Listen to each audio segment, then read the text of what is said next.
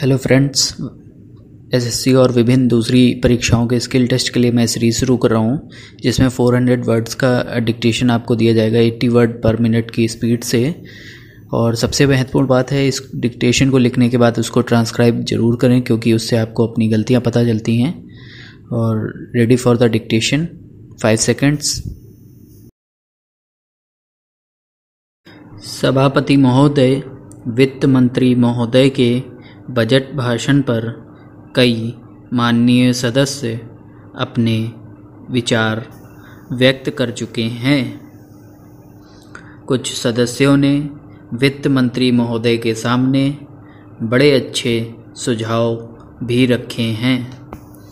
मैं भी सदन को इस संबंध में अपने विचारों से अवगत कराना चाहता हूँ। सर्वप्रथम मैं कर ढांचे के बारे में अपने विचार रखना चाहता हूँ। बजट में करों में कुछ छूट दी गई है, लेकिन कुछ वस्तुओं पर कर बढ़ा दिए गए हैं जो आम आदमी के प्रयोग में नहीं आती है। वित्त मंत्री द्वारा करों में जो राहतें दी गई हैं, उससे गरीबों को कुछ लाभ होगा, इसमें मुझे संदेह है। मेरे विचार से भारत की कर प्रणाली को बहुत सरल बनाया जाना चाहिए। कर इस प्रकार से लगाए जाने चाहिए जिससे आम लोगों पर इसका प्रभाव ना पड़े। हम देखते हैं कि सरकार किसी वस्तु पर थोड़ा कर लगाती है, लेकिन बाजार में उसके दाम बहुत बढ़ जाते हैं।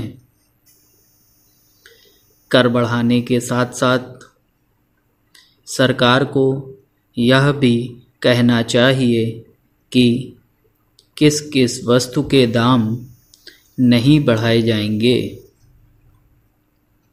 सरकार यदि ऐसा नहीं करती है तो वस्तुओं के दाम बढ़ते जाते हैं और सरकार उसे रोक नहीं पाती है।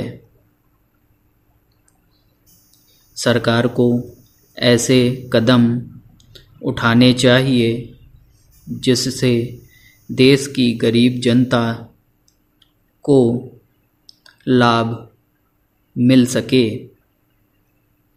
महोदय, यह प्रसन्नता की बात है कि सरकार का ध्यान मूल्यों के बढ़ने पर पूर्ण रूप से है। इस बात के लिए सरकार प्रयास भी कर रही है कि भविष्य में मूल्यों में वृद्धि ना हो।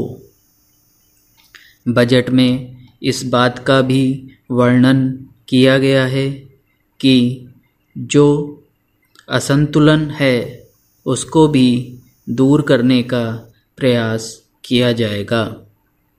यह बहुत ही सराहनीय कार्य होगा और मेरी समझ में इससे देश का विकास होगा। हमारा देश कृषि प्रधान देश है। हम देश की अर्थव्यवस्था कृषि पर निर्भर करती है। बजट में किसानों के लाभ के बारे में कोई भी जिक्र नहीं किया गया है। किसान मेहनत से अपने खेत में अनाज पैदा करता है। सरकार को चाहिए कि किसान के अनाज को बेचने की अच्छी व्यवस्था कर दे और उन्हें उचित मूल्य दिला दे। इससे किसान अपने खेत में पैदावार बढ़ाने का प्रयास कर सकते हैं।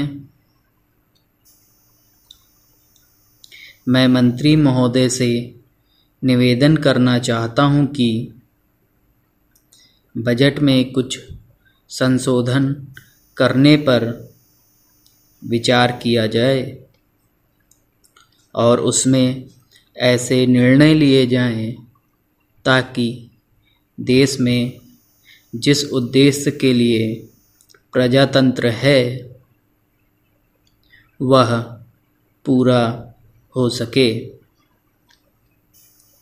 स्टॉप।